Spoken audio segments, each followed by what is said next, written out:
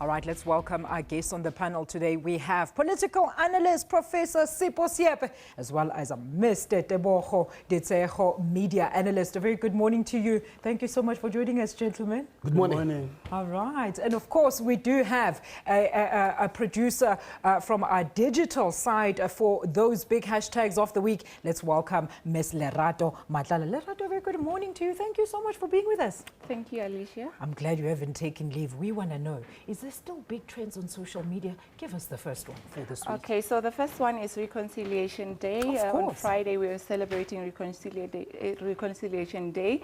And also, people were talking about the weather. There was a storm in that Maki in Hopani.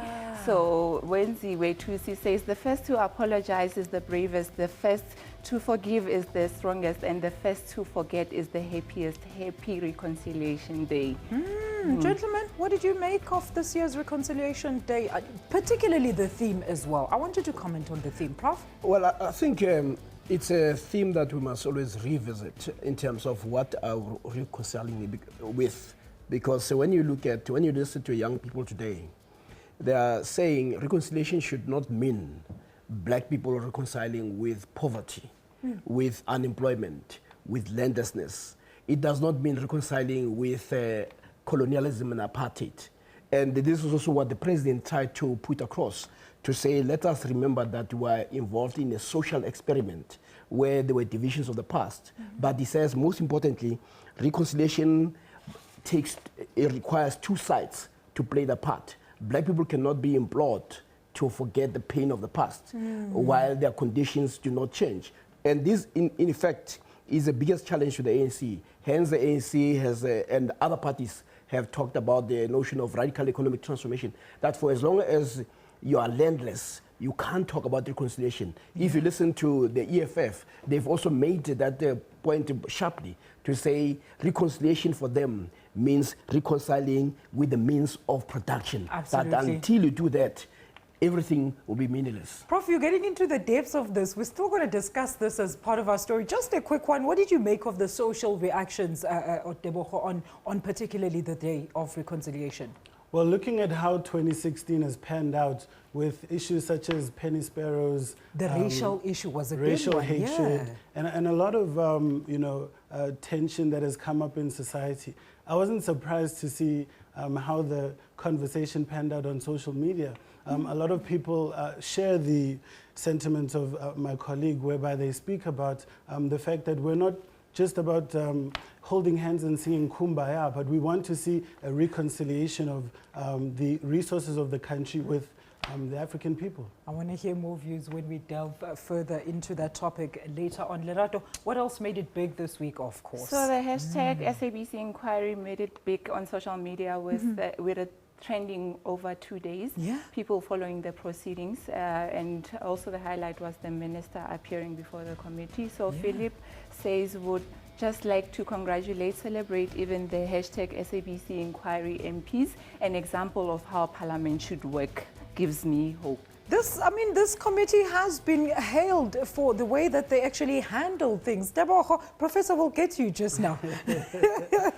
I think the inquiry just speaks to the transparency of our democracy, how robust our democracy is, and that the fact that Parliament can hold the executive to account. And I think we need to continue on that trajectory where we look beyond simply party politics, and we start agreeing on principle of what is it that our country stands for and what do we expect of our public officials.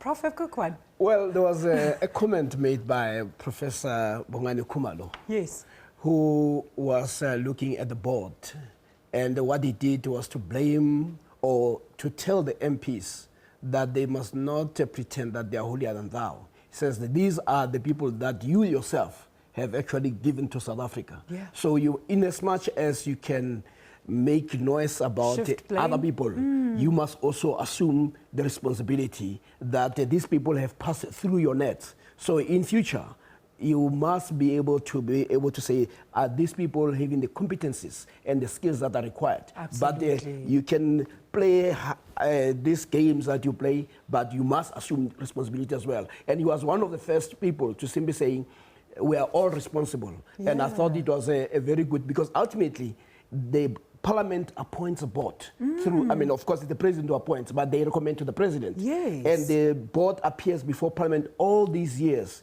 and they have not raised their voices. So what some people are saying is that this grandstanding may also, especially from members of the ANC, may have to do with the elective conference that is about positioning. So we it need might be a bigger issue. So it was here. a very good submission by him to say, let us at least be honest and be self-reflective of our own behavior as well. Well, that commission, actually the committee continues in January and wraps up on the 28th of February. Let's look at other news that made it big. This is a very worrying story, Lerato. Yes, the hashtag Aleppo, we saw the Syrian government taking over Aleppo and also the evacuation of civilians starting. And Leanne says what's happening in Aleppo is truly heartbreaking. What is wrong with the world?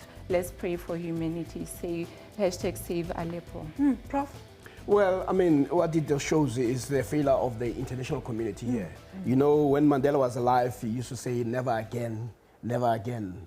But we see these atrocities, these tragedies taking place.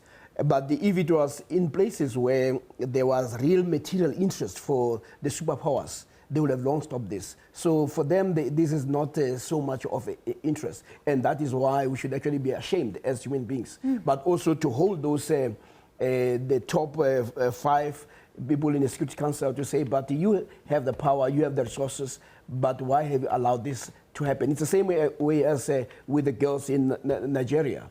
That how could they disappear when you have all this technology to be able to track people? To the Rwandan genocide. I mean, this it opens up old wounds. Debo.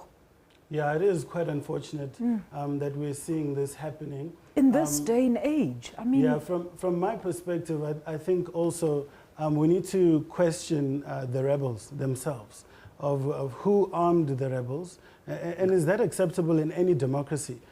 For you to, use armed force in order to take over the government, particularly when there are other ways to deal with such issues. Absolutely. And who is creating this tension? We need to investigate that. Yeah, well, I think we're going to be dealing with a similar story on South Sudan, a very worrying issue that has cropped up. But Lerato, do give us our final big hashtag for this week. What was it? So it was hashtag if apartheid did not happen. So people were just talking about a South Africa that doesn't have a history of apartheid. Don't we all dream of that? What are they saying, Lerato? So Kaile says hashtag if apartheid did not happen, I think RSA, South Africa would be a much better country. The world would be a much better place.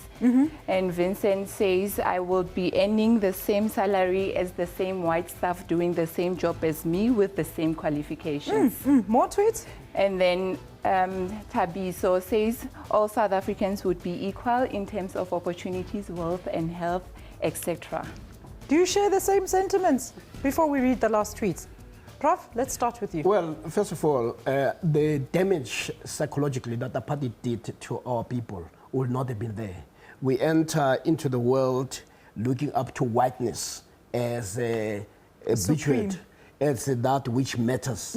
And we would have entered the world being confident people who are also willing to learn and appropriate wisdoms that emerge from others. But at the moment, we enter it as people who are beggars. People, right now, we're talking about in a country of our birth, of the birth of our ancestors. This is where we are still landless. We are actually trespassers in the country of our own. So those things would not have been there. So, but the most important thing is the damage that he has done to the black child, to the African, who feels that he's second class, that he's almost like one of those does not see himself as equal to other nations. There were psychological damage there. In the book Pre-Colonial Africa by Dr. Chik Anta Diop, he says that before colonization, Africa was characterized with abundance and poverty couldn't be seen. And now we're sitting at a situation where 12 million black South Africans are not participating in the economy. And therefore, most of those people on social media are correct. If apartheid didn't happen, we would be living in a prosperous society for all. Oh, wow. Well, we can only dream of that and hope that, things like your Reconciliation Day are some of the measures that will actually bridge the gap in trying to make sure that we move together forward as a country. Lerato, where are people going to get all these news you've been telling us about? Give them the URL. So the URL is www.sabc.co.za/news. All right. This is Lerato Matlala. She'll be back again next week. Thank you so much for joining us.